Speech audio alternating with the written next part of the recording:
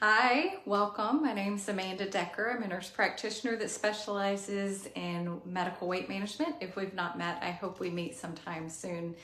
Today's broadcast is going to be a little personal, but I felt it was an important one to give because I've been doing weight management for a while now, but I often get clients that come in and they say, you have no idea what it's like. You're skinny, you're thin, you're young, you're whatever. I love the young one because the older I get, the younger I want to look.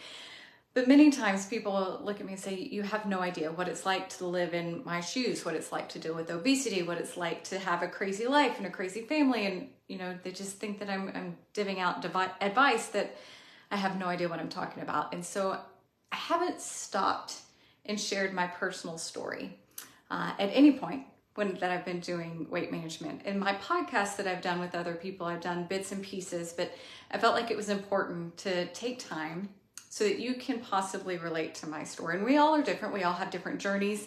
And I never compare one person's journey to the next. I don't want you to compare your journey to another or even compare it to mine.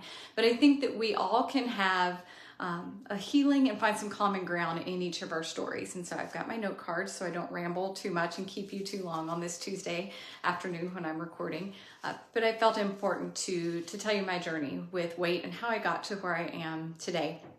And so the very first time in my life that I remember bringing attention to my weight, that there was a problem, I was in kindergarten or first grade. And that's, it's pretty early. So age 5, age 6. And what I remember, my memory that I have was of my grandfather. And I love my grandfather. He's a great grandfather and I would not diminish that relationship at all. But I remember my grandfather, we were sitting on his porch and he pinched my cheeks real hard and said, "Aren't you just the cutest little chubby thing with the chubbiest little cheeks?" And I was like, chubby? That's not a word that I want associated with me. And it kind of made me feel icky on the inside. That was the only time that was ever mentioned. I was never bullied as a kid for being overweight or anything of that nature, but it's the first time I remember. And when I look back at pictures of my family, I have 2 siblings. I have an older brother and a younger sister. I was always the larger one in that family group. My siblings were both very slender. My sister and brother are both still very slender. My parents didn't necessarily struggle with their weight until kind of later in life as things got busy. But when you look at pictures, whether it's elementary school or middle school, I was the larger one of the family. And a lot of those pictures I hid. And I still have some of them that I've asked my mom. I'm like, "Mom, can you just not display that? Can you not put it out? Because I'm not happy with that picture. I'm not happy with what I see."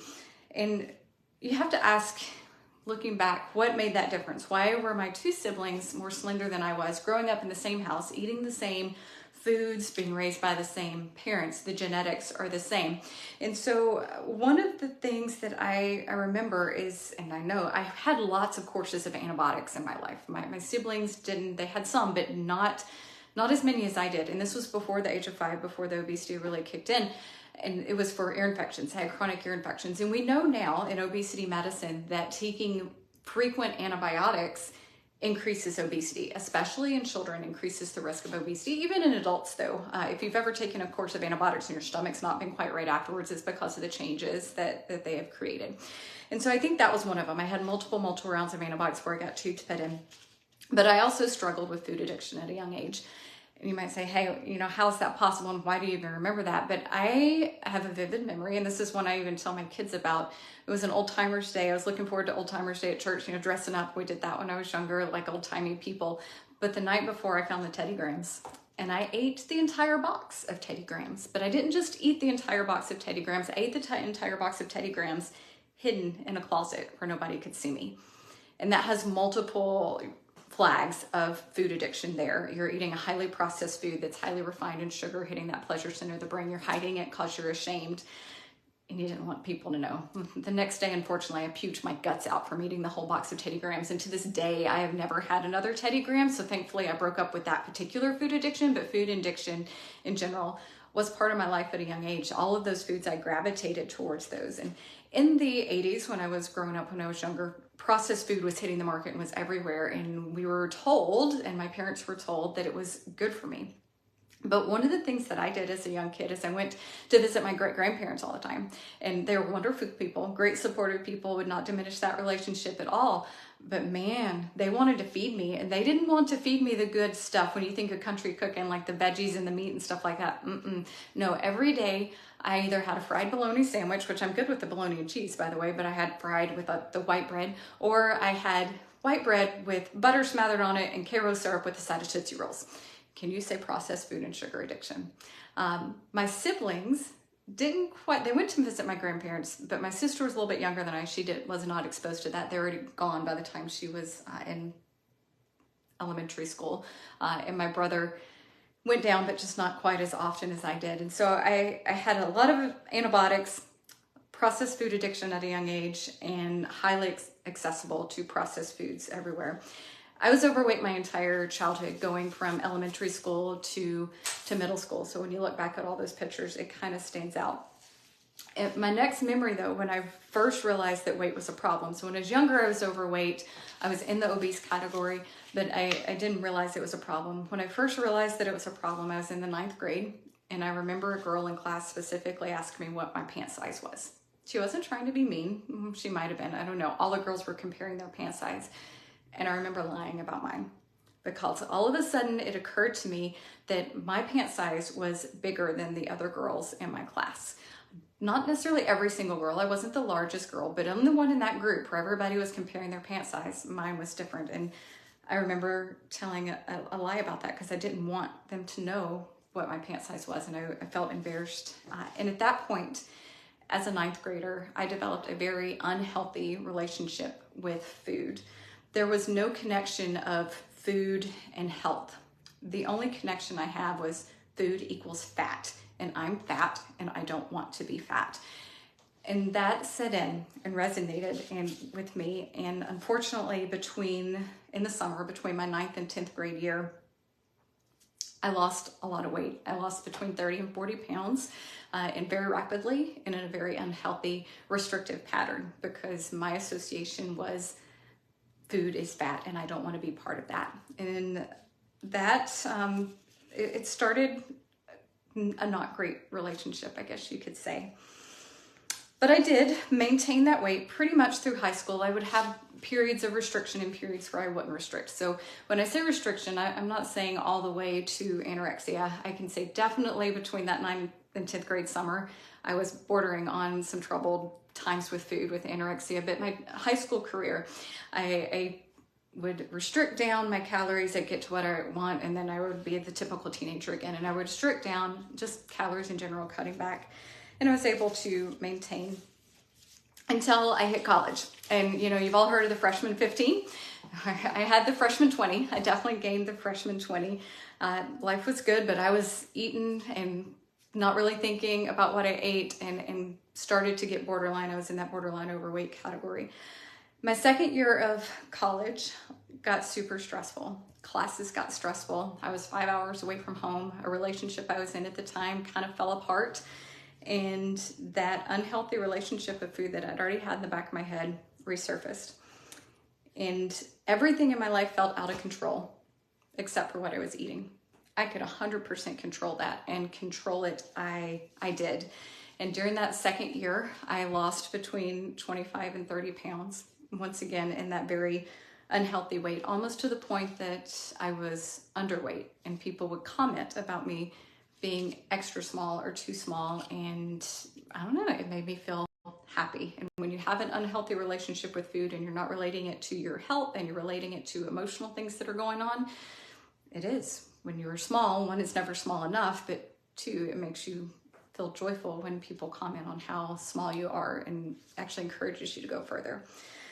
But thank you to the Lord, I moved past that. I met my husband. Well, I knew him, but we started dating right after that second year of college. And I moved back home. I made a lot of life changes. I moved to Murfreesboro to finish my college, got things more under control. I was in a good place. I regained about 15 pounds, just not even trying, just being in a good place emotionally. And that was a healthy weight. It's probably the first time in my life that I remember hitting a healthy weight and not having to work too hard at it. But that didn't last long, because after marriage, things got stressful again. Not because of my marriage. The marriage was great and still one of the best things that's ever happened to me. But I started NP school, and nurse practitioner school was hard. It was harder than anything I'd ever tried before. My husband unfortunately did get an illness around that time that was very stressful, especially for people in their 20s going through life and still learning how to be married and get through college, and then all of a sudden had this major health crisis. I started NP practice. After I finished school, I went into practice. There were a lot of late nights, a lot of stress. And if you hear me here in the clinic, you hear me talk about stress and sleep all the time. And when those are off, it doesn't really matter what you're doing nutrition-wise, it's gonna go backwards. I was reaching for those quick foods. I was always on the go. I was working those late nights, trying to prepare a meal, being the good wife, and everything was processed, everything was refined, everything was quick. And I already had that issue with processed food addiction. So one brownie wasn't enough. I had to have 2 or 3 brownies. One bag of chips wasn't enough, or one serving of chips wasn't enough. And there was also always an excuse to eat more. I quickly gained weight during that time and got back into the obesity category. Very much in the obesity category. It wasn't, my BMI I think was 30, which is at the top of obese, but I'm only 5'2", so it doesn't take a lot to get there. The next thing that happened in my journey is I wanted to get pregnant. We've been married a couple years, life was good, and I moved through wanting to achieve pregnancy. And I remember now looking back doing weight management and metabolic health, but I didn't realize it at the time. When I came off birth control and tried to get pregnant, I was obese, remember at that time. My estrogen skyrocketed. And that is a sign of estrogen dominance, which is a problem when you've got too much fat tissue and it's not, sending great messages to your ovaries. And a lot of times estrogen dominance can keep you from achieving pregnancy. Thankfully, that was kind of up and down, and I did get pregnant, but during that pregnancy, it was a very unhealthy pregnancy. I gained even further weight. I developed pregnancy-induced hypertension during that pregnancy because of that weight. We had to be induced a couple weeks early because of that. And so that's where I was. But thankfully, I was able to conceive. After I had baby, 2 or 3 years went by. I was trying to do my old patterns of restricting to lose weight, so those low-calorie, low-fat diets, and it didn't really work. I wasn't moving anywhere. I'd lose a few pounds, but I gained weight back, and it was back and forth. And why is that? I was hungry all the time. I could eat all of the time. And it wasn't because I was breastfeeding or a crazy busy mom. It's because I wasn't fueling my body and nourishing my body in a way that it needed to be. And I was just trying to restrict the calories so my body thought I was starving the whole time. So I cycled through calorie restriction and whatnot, and I just wasn't gaining any ground. Why? I disliked hunger, and I still had those processed food issues. So something had to give 2 years in, and I was wanting to conceive a second child. I knew I was in an unhealthy place, and it's like something's got to give. So I remember sitting there thinking one day, I was sitting at my desk, and it's like, how can I fix this? How can I make this work? And I remembered kind of the wisdom of my elders. So yes, my great-grandparents did contribute to my obesity with the whole Karo syrup stuff, but my great-grandmother and several other elders that I know often said, if you want to lose weight, you have to cut out the desserts and you have to cut out the starches. You lay off the biscuits and the cookies and things happen. And so I listened to that and I tried it, not even knowing that I was doing low carb. I was pretty much eating meat and veggies. If it was white or starchy, I cut it out. It went away. And for the first time in my life, I remembered not having that starving feeling, not having that nagging feeling of, what can I eat next? What food can go in my mouth next? It's that little hunger voice inside you. And I had never experienced that before. And I was like, I'm on to something. And I lost weight and I achieved a normal weight, not an unhealthy weight, a very, very normal weight, about where I am right now.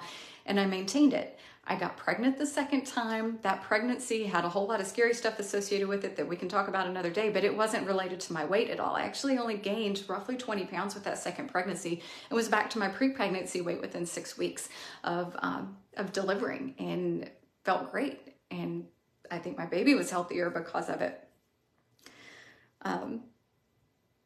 So fast forward a little bit, 6 years after that, I've still maintained my weight, but I'm burnt out in practice. I got to the point, and I love primary care, and you guys that are my primary care people, I love you and I love helping you. But I got to the point where it's like, I'm not helping anybody. Not a single person has gotten better under my care. I have not taken anybody off medicines. I have not helped them cure any disease in their life. The only thing I cured was a UTI and a sinus infection. It's like, this is not fun. And I got so bogged down and weighed down. It's like, I don't want to continue doing this. And so I had a good long conversation with myself of, all right, I got myself healthier. Why can't I do that with other people? If I can get here after years of restricting and having an unhealthy relationship with food, why can't I help my patients do that? And so I dove in hard, and I studied, and I got like 15 certifications. You guys have seen the alphabet soup behind my name at this point. But when I dove in hard, I was like, man, this all makes sense now. If I control the hormones, insulin, like I did with the food, not even knowing I was doing it, it controls my hunger center of the brain. If I'm cutting out those processed foods and removing them from my life the same way an alcoholic removes alcohol from their life, that voice in my head quietens down after a while. And as long as I don't tempt it and try to bring it back in, it gets a little bit easier. And it all just clicked and made sense. And I started using it with my patients.